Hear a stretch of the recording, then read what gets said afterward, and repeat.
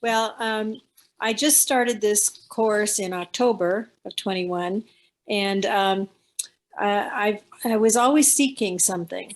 I've probably looked at 1,000,001 videos on YouTube for art courses, classes, just little shorts on how to do this technique or that technique, but it never really delved into the psyche of anything. And I kept thinking there must be some magical potion out there that people take, or magical fairy dust you can sprinkle on yourself and become this very creative, wonderful artist. And I thought, that's just not me. I don't know where to find that.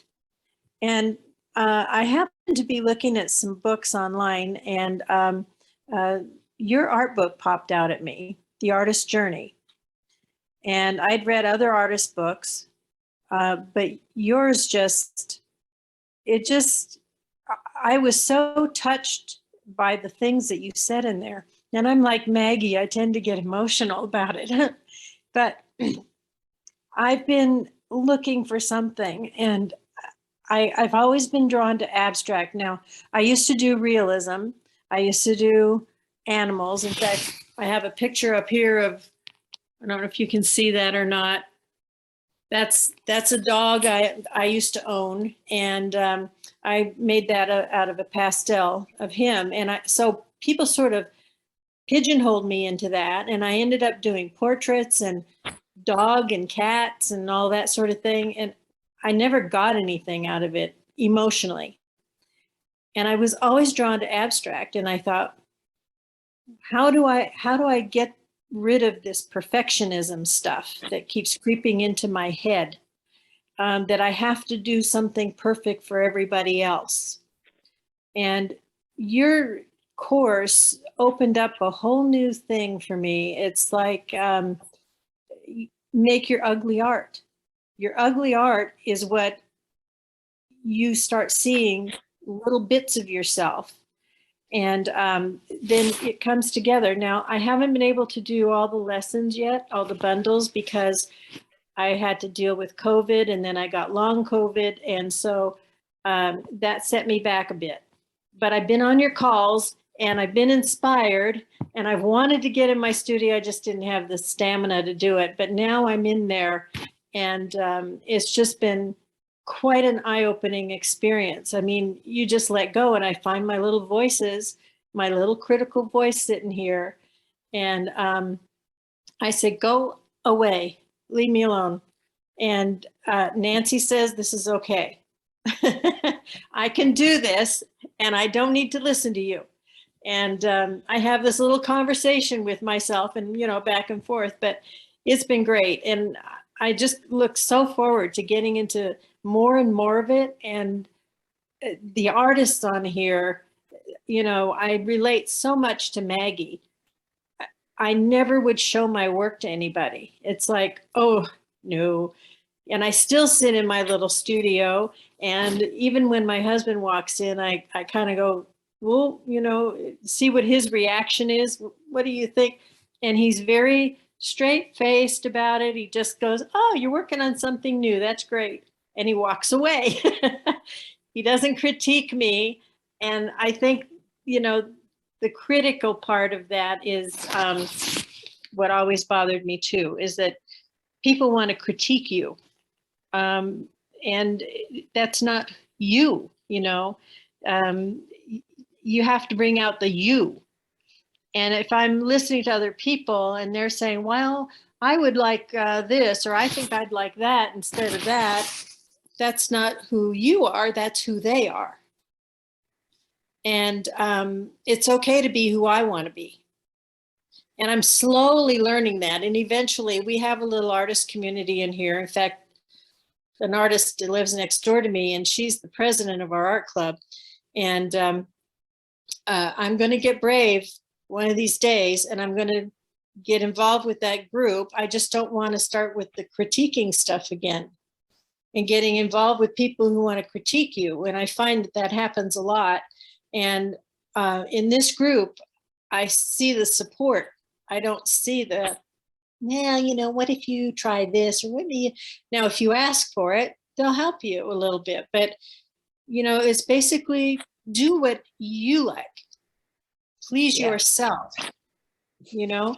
So I've been doing that more and more, and I really appreciate it. And I am going to start maybe doing their art shows here. If when I get brave, I have to be, I don't know how Maggie might have done it, if she's brave enough to still show her work, which I know she does on Facebook, but to get out in the public part where there is no real support for you, I feel like this group is safe, but I'm not so sure about out there, you know?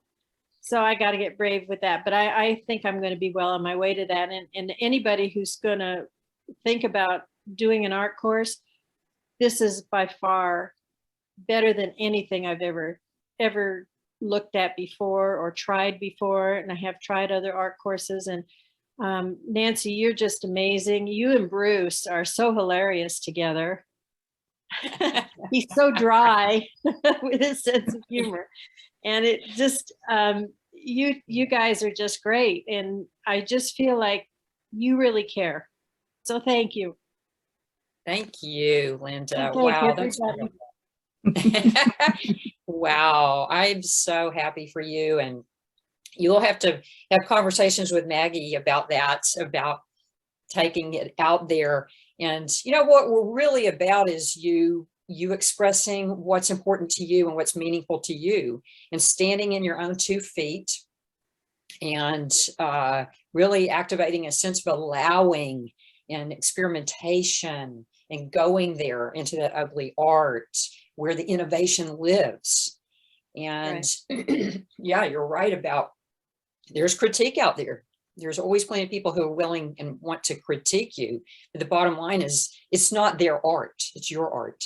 And so we can pull from concepts, and we can be informed by big principles, and ultimately, you know, learn to kind of tune into ourselves and self-assess that. And yeah, there's considerations. Like if you ask, hey, what do you think? The person might talk about some considerations, but this is not about art critique, as you know. And because ultimately you're the author, the composer, and the artist here. So we want to see your art, not the committee's art, right? Right. So and anyway. Getting rid of that perfectionism is really hard. I related to Maggie at 6 years old. When I was in kindergarten, we had a little project to do, and this is a real quick story, but we had a little project to do of making a snowman with a little top hat and all that, you know, cutting it out of construction paper, putting it together. And we spent maybe a half an hour. This was a half an hour thing to do. My circles, I got 2 circles on my paper, and they were perfect circles, because it was like, okay, I have to trim this and I have to trim that. And then the next thing I know, I had 2 circles done by the end of the half hour, and the kindergarten teacher was holding everybody's pictures up. Here's what Linda got done. I was mortified. Yeah. And she said, so I don't know what Linda was doing this whole time.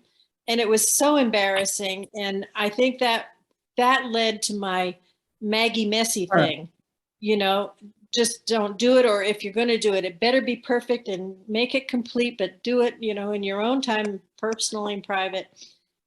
And it was a terrible experience. So it can affect you at a very early age. And so that's why I related to Maggie so much with her story. Thank you, Maggie.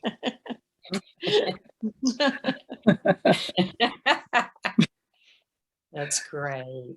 Yeah. We have these kinds of conversations in here. These kinds of things, they come up.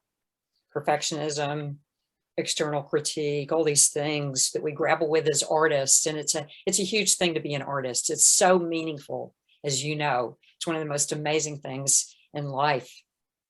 And we want to hold that space for you to find that magic and that mystery in yourself and express it.